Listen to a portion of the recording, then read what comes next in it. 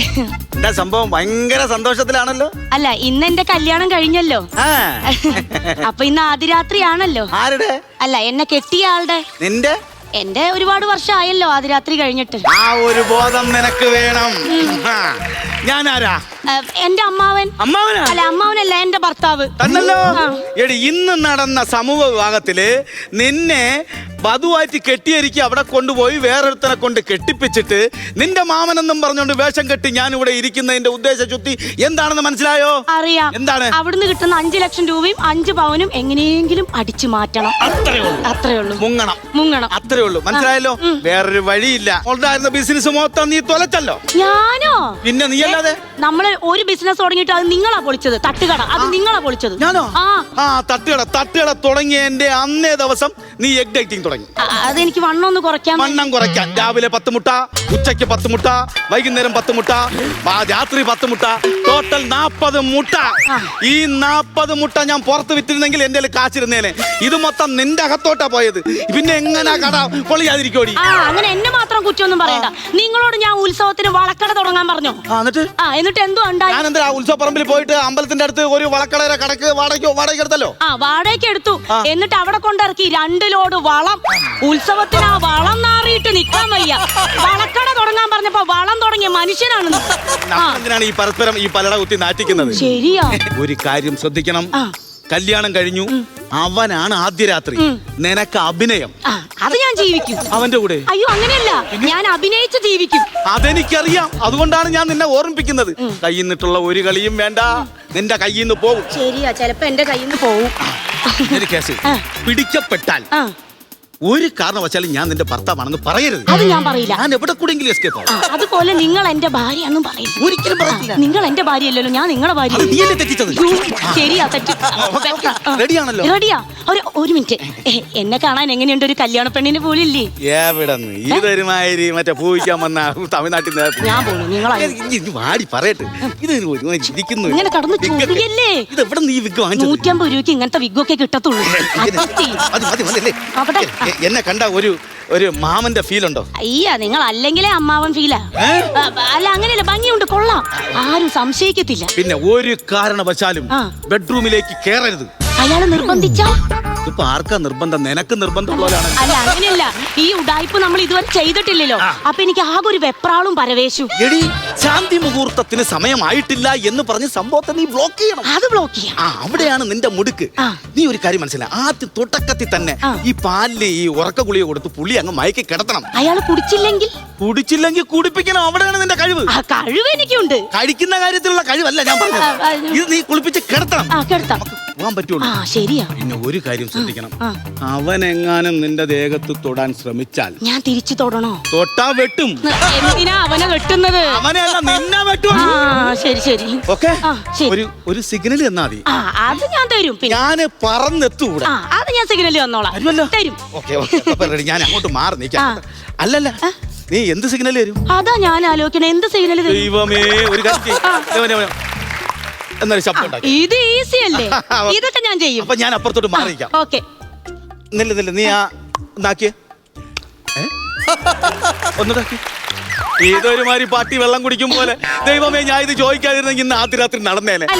ആക്കിക്കൊണ്ടിരിക്കുകയും ചെയ്യും ഞാൻ ഇതെന്ന്. അല്ല, ഇത് വേണം. ഞാനൊരു പാട്ട് പാടിക്കോളാം. അതാ നല്ലതാണ്. ഞാൻ പാടാം.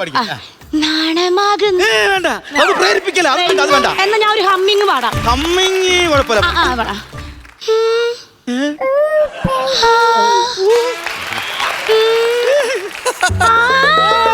വേണ്ട, ഇത് കേട്ടോട്ട് സഹിച്ച് എനിക്ക് അവിടെ ഇരിക്കാൻ പറ്റത്തില്ല. ഇത് വേണ്ട.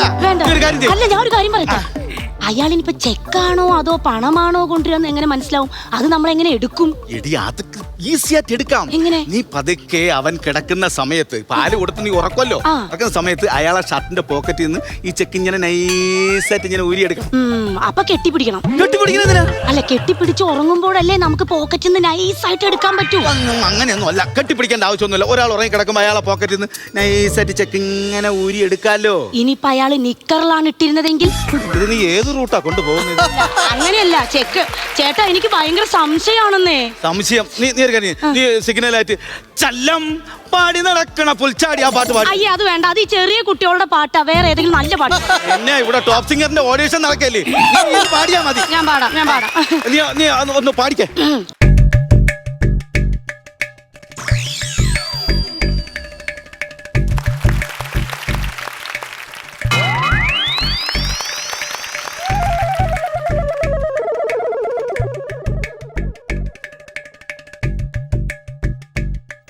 പുൽച്ചാടി എന്ന് പറഞ്ഞപ്പോ ഒരു പൂച്ചാണ്ടി വന്ന് നിക്കുന്നു.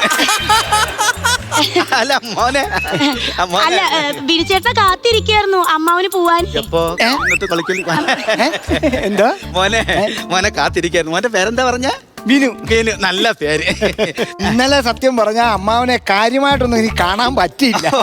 അന്നേരം ഞാൻ ഇതിനകത്തായി പോയല്ലോ. ആയിക്കോട്ടെ. കഴിച്ചായിരുന്നോ? ഇല്ലില്ല, കഴിക്കണമല്ലോ. പിന്നെ ഞാൻ പറഞ്ഞോട്ടെ മക്കളെ, ഞാൻ വളരെ കഷ്ടപ്പെട്ട് ബുദ്ധിമുട്ടി അവളെ വളർത്തിയത്. തന്തയില്ലാത്തവളാ, അച്ഛനും അമ്മയും ഇല്ലാത്തവളാണെന്ന് ഞാൻ പറയാ. വയറ് മുറുക്കി കെട്ടിയാ ഞാൻ അവളെ വളർത്തിയത്. വയറ് മുറുക്കി കെട്ടിയാ വളരുവോ?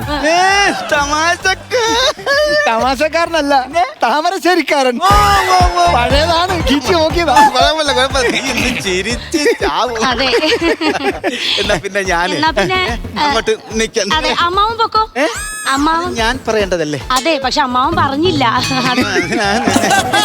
എന്നാ പിന്നെ ആരെങ്കിലും ഒന്ന് പറഞ്ഞാലെങ്കിലും. പിന്നെ ഓക്കെ, ആയിക്കോട്ടെ. ഞാൻ ഇവിടെ ഉണ്ട് കേട്ടോ. കഴിച്ചായിരുന്നല്ലോ അല്ലേ? കഴിച്ചില്ല. അയ്യോ പറയണ്ടായിരുന്നു. അവിടെയാണ് കഴിക്കുന്നത്. ഓക്കെ. അയ്യോ കുട്ടികൾ ഇപ്പൊ വേണ്ട കേട്ടോ. എന്താ അഭിപ്രായം? നല്ല അഭിപ്രായം. ഒരു 8-9-10 മാസമൊക്കെ കഴിഞ്ഞിട്ട് മതി. പാല് കുടിക്കൂ. പാലിപ്പൊ കുടിച്ചാ പിരിഞ്ഞു പോകുമല്ലോ. അല്ലെങ്കിലും പിരിയും. അല്ല, പാല് കൊറേ നേരം വെച്ചാ ഇരുന്ന് പിരിയും. അതെ അതെ, അതാ പറഞ്ഞ. ഇത് മുന്തിരി, ഇതെന്ത് പഴവാ? അതെ, രാത്രി ഞാൻ ഫ്രൂട്ട്സാ കഴിക്കുക. ആണോ? ഇതെന്ത് പഴവാ? അത് ഞവളപ്പഴം.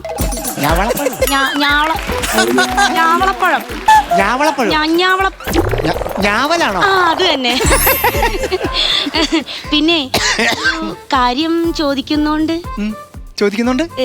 ചേട്ടന് പ്രണയം ഉണ്ടായിരുന്നോ? ഉണ്ടായിരുന്നു.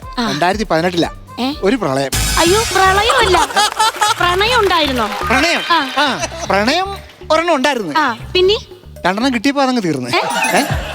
അല്ല അത് പോയല്ലോ. അല്ലെ, എല്ലാവർക്കും ഒരു സങ്കല്പം ഉണ്ടാവൂലോ.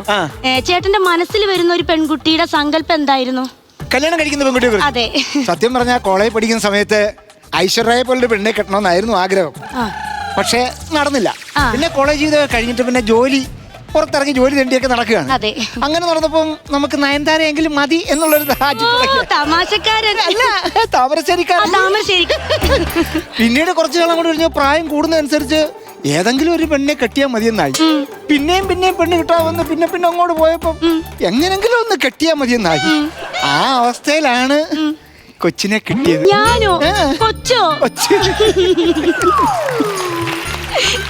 ഇതെന്താ? നാണം കൊണ്ട് കളം വരയ്ക്കുക. നാണം കൊണ്ട് കളം വരയ്ക്കുന്ന ഇത്രയല്ല ഉള്ളു. അല്ല, എന്റെ കുറച്ച് വിശാല മനസ്സാണ്, അതാ. ഇരിക്കൂ. അയ്യോ, ഞാൻ ആണുങ്ങളുടെ മുമ്പിൽ അങ്ങനെ ഇരിക്കാറില്ല. കിടക്കാം. കിടക്കാം.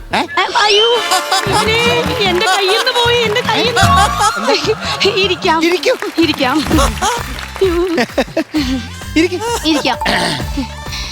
സത്യം പറഞ്ഞ ഞാനും ആദ്യമായിട്ടാണ്.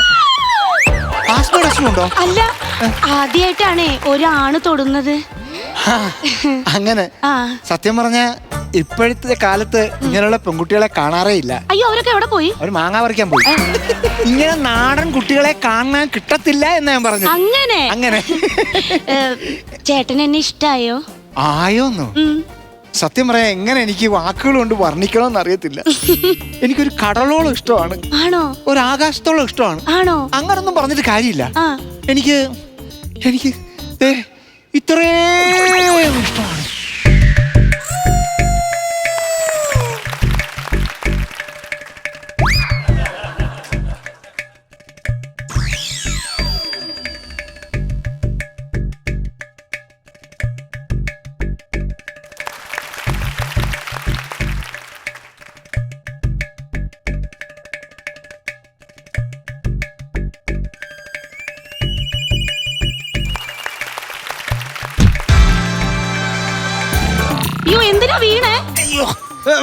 എണീക്കാൻ വേണ്ടി വീണതാ. അയ്യോ എന്തിനാ ഇപ്പൊ കേറി വന്നത് ചേട്ടൻ? ഞാൻ വന്നത് നിനക്ക് ഭയങ്കര ഗുരുവായ ലേഡി. അതല്ല, ഞാൻ സിഗ്നൽ തരുമ്പോ വന്നാ പോരെ? നീ സിഗ്നൽ ഇടില്ല, അതെനിക്കറിയാം, അതുകൊണ്ടാണ് ഞാൻ കയറി വന്നത്.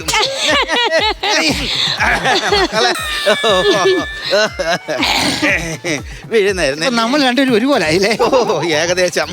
അല്ല, നേരത്തെ ഇത്രയും നിറയിലില്ലായിരുന്നല്ലോ. സിറ്റുവേഷൻ അതല്ലേ. അല്ല, എന്താ ഇപ്പൊ കേറി വന്നത്? ഒരു സംഭവം എന്റെ മറന്നല്ലത്. എന്തുവാ? എന്റെ മൈഗ്രീനിന്റെ ഗുളിയ ഇവിടെ വെച്ച. മൈഗ്രൈൻ്റെ? ഓ, അതിവിടെ ഇല്ല മാമാ, നോക്കി ഇവിടെ ഇല്ല. ഇല്ലല്ലേ? ഇല്ല. എന്നാ പിന്നെ ഞാൻ പോണം.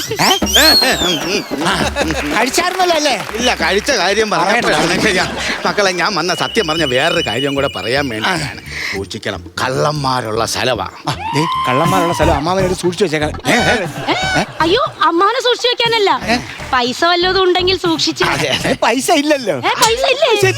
ഏത് പൈസ?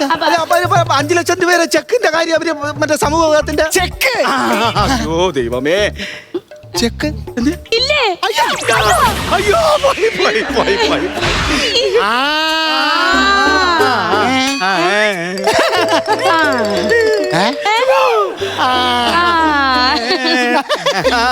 അയ്യോ ഇപ്പൊ ചത്തേനെ. അല്ല, മക്കളിപ്പൊ ടെൻഷൻ അടിച്ച് ചത്തേനെന്ന് പറയാ. അമ്മാവൻ അങ്ങനെ തോന്നിയാ? നോക്ക്, ഈ ചെക്ക് കണ്ടിട്ടൊന്നും അല്ല അതിനകത്ത് ഞാൻ കല്യാണം കഴിക്കാൻ തീരുമാനിച്ചു. തോന്നി, അറിയാം. അതെനിക്ക് ഭയങ്കരമായിട്ട് ഇഷ്ടപ്പെട്ടത് കൊണ്ട് തന്നെ. ഓക്കെ. അമ്മാന് തോന്നും ഞാൻ ഈ ചെക്ക് കണ്ടിട്ടായിരിക്കും.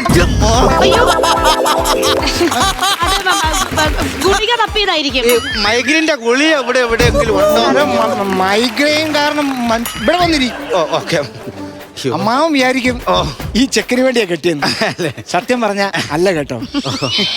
എനിക്ക് ഈ കാശെന്ന് പറയുന്നതിനോടൊരു ഒരിക്കലും താല്പര്യം ഉണ്ടായിട്ടല്ല. അല്ല വേണമെന്നുണ്ടെങ്കിൽ അമ്മാവന് സൂക്ഷിക്കാം, അല്ലെങ്കിൽ നിനക്ക് സൂക്ഷിക്കാം. ആര് സൂക്ഷിച്ചാലും അമ്മാവൻ സൂക്ഷിക്കണമെന്നില്ല. അങ്ങനെയൊന്നും ഇല്ല, വേണ്ട. ഒരു കാര്യം ചെയ്യും, അമ്മാവൻ തന്നെ സൂക്ഷിച്ചു ഇല്ലേ? പക്ഷെ അമ്മാവൻ പറഞ്ഞ് കള്ളന്മാരുണ്ട് സൂക്ഷിക്കണമെന്ന്. അപ്പൊ അതുകൊണ്ട് ഞാൻ തന്നെ സൂക്ഷിക്കാം. ഏത് സമയത്ത് ആ ഗുളിയ വായിൽ വന്ന് അങ്ങനെ പറഞ്ഞോ? ഗുളി അല്ല, മൈഗ്രീന്റെ ഗുളിയേരെ കാര്യം നമ്മൾ. അതെ, ഇതൊക്കെ തോന്നുന്നു. ശരിക്കും പറഞ്ഞാൽ ഞാൻ കാശിന് വേണ്ടിയാ ചെയ്യുന്നത്. കനകത്തിന് വേണ്ടി ഈ കാശ് വലിച്ചെറിയാൻ ഞാൻ തയ്യാറാണ്.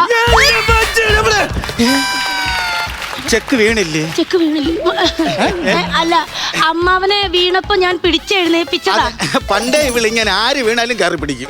ആര് വീണ? നേരത്തെ മോൻ വീണപ്പോഴും വന്ന് പിടിച്ചല്ലോ. അതെ, ഒരു ചെറിയ സഹായം. അത്രേ ഉള്ളൂ. അപ്പൊ ചെക്കിന് വേണ്ടി അല്ല. അല്ലല്ല, ഒരിക്കലും അല്ല. അതിന്റെ ആവശ്യമില്ല എന്റെ മോളെ. 5 പവൻ സ്വർണത്തിന് വേണ്ടിയല്ല. ഒരിക്കലും അല്ല. ചേട്ടൻ എന്റെ പ്രാണനല്ലേ? ആണ്. അതെ. ഇതാരാണ്? ഇത് എന്റെ അമ്മാവനാ. ആരാ? അമ്മാവനാ. ആരാണ് കനകത്തിന്റെ? അമ്മാവനാ. അയ്യോ, ആരാ കനകത്തിന്റെ? അമ്മാവനാ. ഭർത്താവാ. അല്ല, അമ്മാവനാ.